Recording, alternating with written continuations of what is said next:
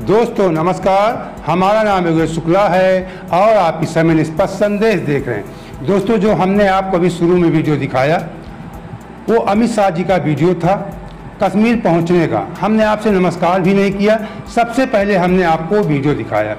वो वीडियो दिखाने का रीज़न था क्योंकि सुरक्षा की चूक को लेकर सरकार के ऊपर कहीं न कहीं प्रश्न चिन्ह लग रहा है। इसलिए लग रहा है, आपको मैं याद दिला दूं, आज से 2 साल पहले सतपाल मलिक जी, जो पहले जम्मू कश्मीर के गवर्नर भी रह चुके हैं, उन्होंने जब पुलवामा हमला हुआ था, बता दें 19 में, तो 2023 में उन्होंने खुलासा किया था कि हमारी गलती की वजह से पुलवामा जैसी घटना, इतनी बड़ी घटना हुई। उन्होंने कहा कि मैं प्रधानमंत्री मोदी से फ़ोन किया था और उन्होंने कहा कि इसके बाद आप किसी से मत। उन्होंने कहा कि मैंने उनसे कहा कि हमारी गलती है, सुरक्षा में चूक हुई। उन्होंने कहा इस बात को फिर अजीत डोभाल ने कहा था, उनसे फ़ोन कर, अब इस बात को किसी दूसरे से मत कहना। उन्होंने बताया कि 6 महीने से एयरक्राफ्ट की मांग की जा रही थी, जो मैं तुरंत करवा सकता था, लेकिन सेंट्रल गवर्नमेंट ने एयरक्राफ्ट की व्यवस्था नहीं करवाई थी। इतना बड़ा मूवमेंट सेना का बसों के द्वारा नहीं किया जा सकता है, लेकिन करवाया गया। उन्होंने कहा कि हमारी कहीं न कहीं गलती थी, जिसकी वजह से पुलवामा हमला हुआ था।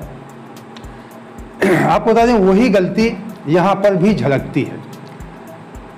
जब आप जानते हैं कि ऐसी घटनाएं जम्मू कश्मीर में होती रहती हैं और जिसे दुनिया का मिनी स्विट्जरलैंड कहा जाता है, पहलगाम से 6 किलोमीटर की दूरी पे, उस स्थान पे आपने एक भी सुरक्षाकर्मी क्यों नहीं लगाया, जहाँ पे 2000 लोग मौजूद थे।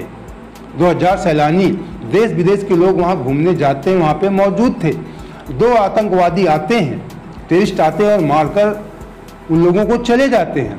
खुलेआम वहाँ पे तांडव करते हैं, लोगों से कलमा पढ़वाते हैं, पैंट उतरवाते हैं, सब कुछ अंजाम देते हैं। 15 से 20 मिनट की घटना करते हैं, तो जानते हैं कि अगर सेना आएगी तो कम से कम आधे घंटे से ज़्यादा समय लगेगा सेना को घेराबंदी करने में।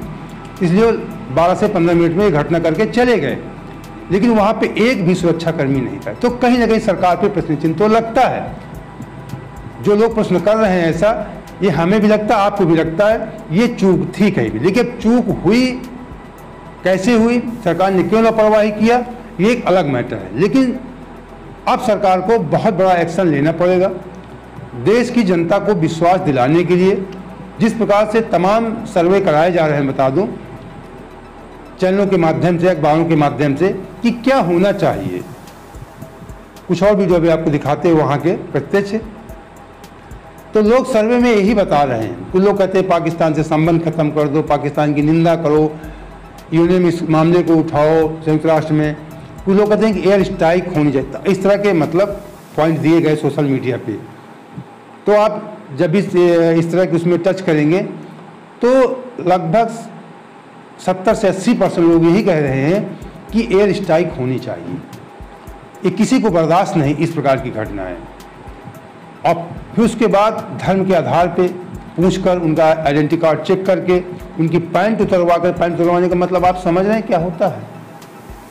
जो हिंदू मुस्लिम की पहचान होती है, लिंग के द्वारा जो हिंदू मुस्लिम की पहचान होती है, उनके यही तात्पर्य था पैंट उतरवाना।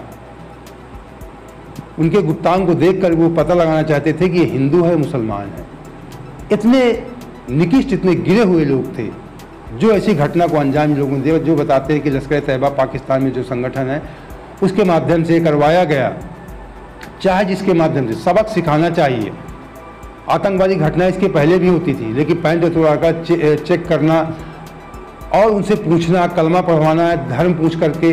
अभी तक इसके पहले घटना होती, हिंदू तो मुस्लिम सभी मारे जाते, इसमें भी 3 मुस्लिम मारे गए हैं। हो सकता है वो मानवतावादी वो हिंदुओं को बचाने के उसकी वजह से मारे गए हों। ये भी हो सकता है कि हिंदुओं को उन्होंने बचाने का प्रयास किया हो। अच्छे लोग रहे होंगे, हर धर्म में अच्छे लोग होते हैं, कोई धर्म बुरा नहीं होता है।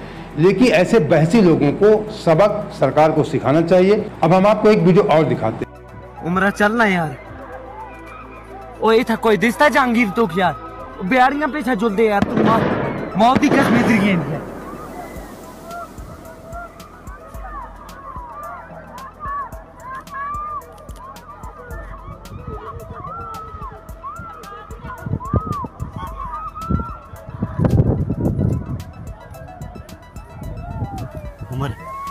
उमर वो ताजुल दे यार।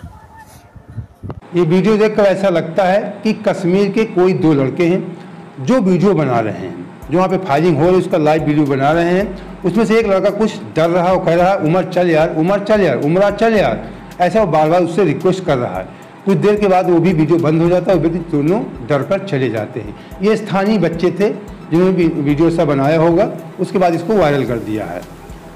तो अब आप समझ सकते हैं कि वहाँ के बच्चे भी डरते हैं, ये नहीं कि वहाँ के बच्चे नहीं डरते हों। बार बार बच्चा कह रहा है उमरा चल यार, यहाँ पे कुछ मतलब अपनी भाषा में कह रहा है कि यहाँ कुछ गड़बड़ हो रहा, ऐसा कुछ हो रहा है।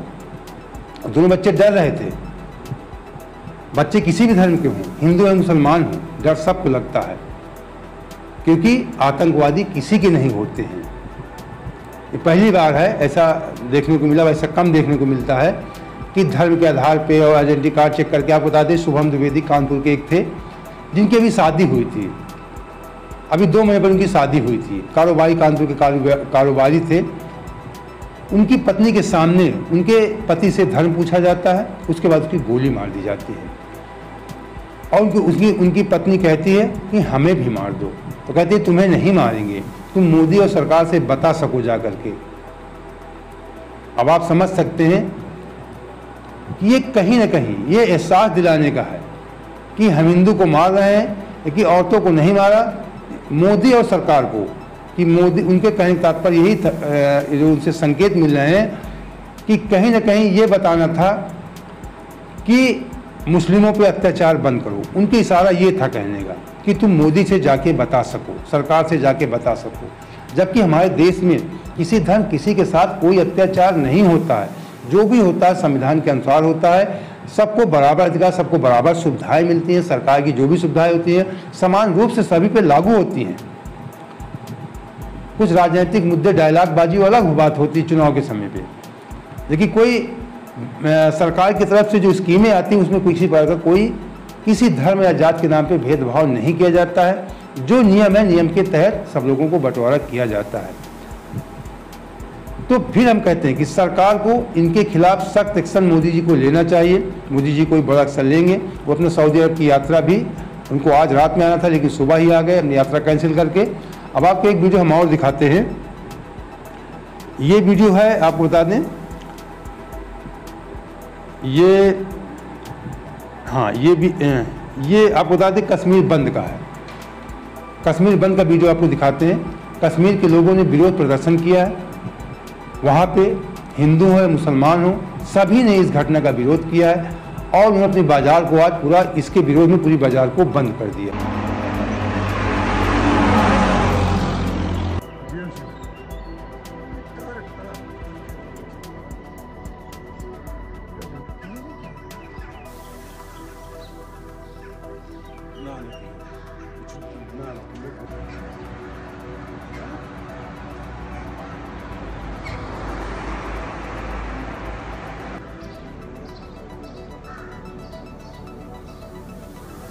तो ये हमारे देश का कल्चर है कि जब भी कोई बड़ी घटना होती है, भले धर्म के आधार पे हो, लेकिन केवल एक धर्म के लोगों को दुख नहीं होता या किसी दूसरे धर्म को खुशी भी नहीं होती।